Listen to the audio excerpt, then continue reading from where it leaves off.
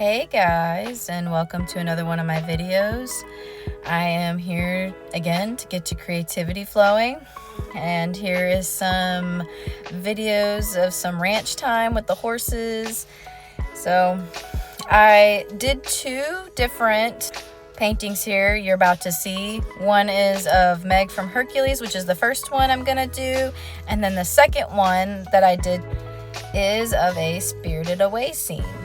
So here I start with my gesture sketch. I always start out with some sort of shapes and gesture sketching. These are just simple shapes, and then I go over it over and over and over, refine it to make it look better and look more like the picture that's going to be ultimately drawn.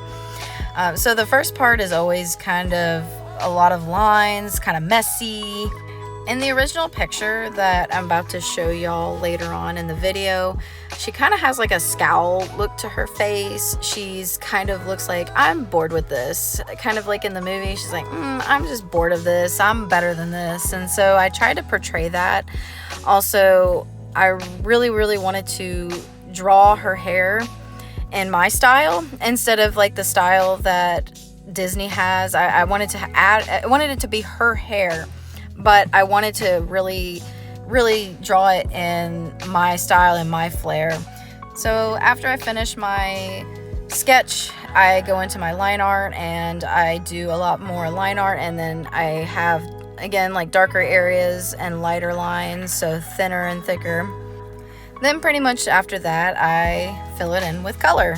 But before I do color, I also like to take off the sketch portion. So I go in the layer and I'll click the sketches off so that I can see what the line art looks like by itself, because sometimes the sketches make it look a little bit distorted. In a way, it kind of adds shading that doesn't exist. And so when I draw, I like to go back in and I like to refine the lines, make sure that that's what I want it to look like ultimately before I go in and with the color. I would like to note that I did put the sketch portion back on before I finished all the line art because I wanted to add this beam to the picture.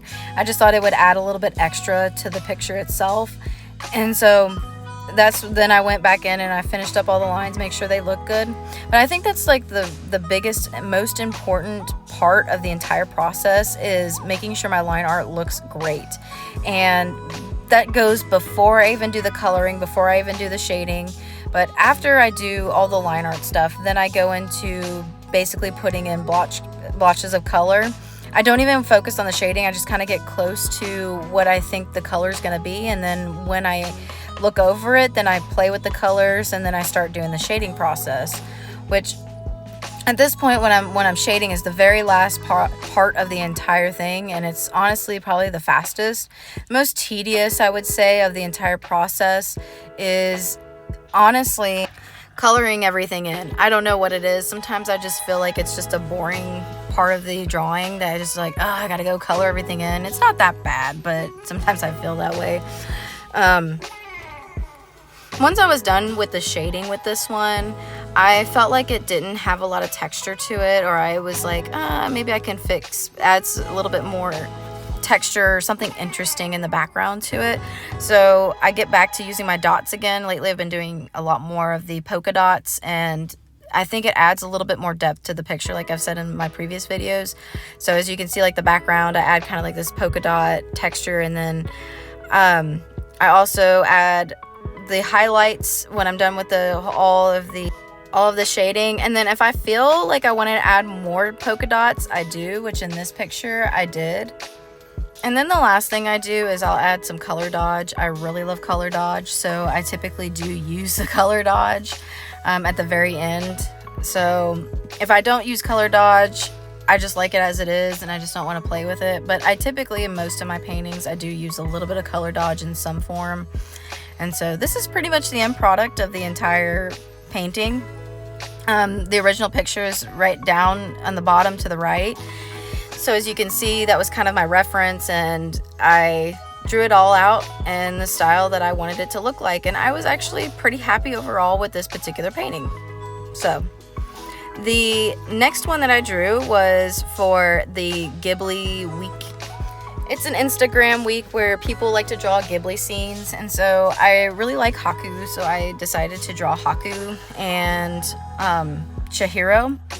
So I gotta be honest, with this particular painting, I don't feel like it's one of my best. I liked how I drew Haku, but I didn't really like how I finished off Chihiro. So I don't know, I think the way my brain interprets Ghibli characters is probably different than the way I draw, and so I kind of want to go back and I want to redraw some other Ghibli scenes and other Ghibli characters, because I feel like that these particular characters, they just look very different than how I draw. Their cheeks are a little bit chubbier, they're kind of like childlike in some ways, and I don't typically draw like that.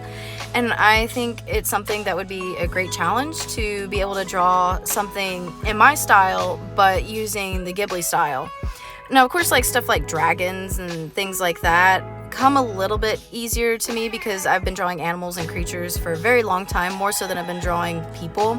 And I've been drawing people since high school, but it's only been within the last few years that I've really worked on it and tried to get better at it. And I think this one was particularly a challenge because I wanted to try to keep Chihiro's childlike features, but also draw it kind of in my anime-ish style.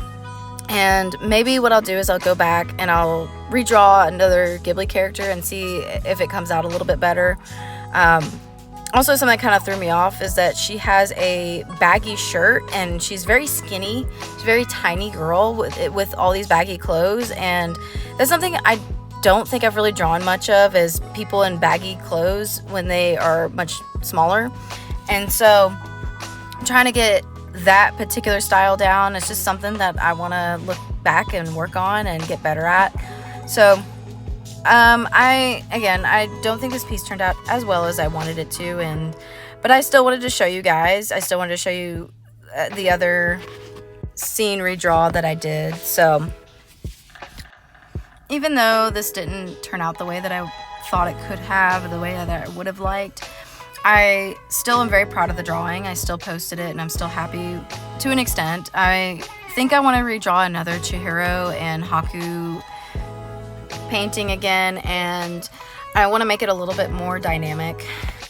I see these other artists that do more dynamic Ghibli paintings, like Ross Draws, for instance, and I really love them, and I want to be able to portray these similar things in my art style. So it is something that you probably will see in the future that I will be drawing, is more dynamic Ghibli scenes.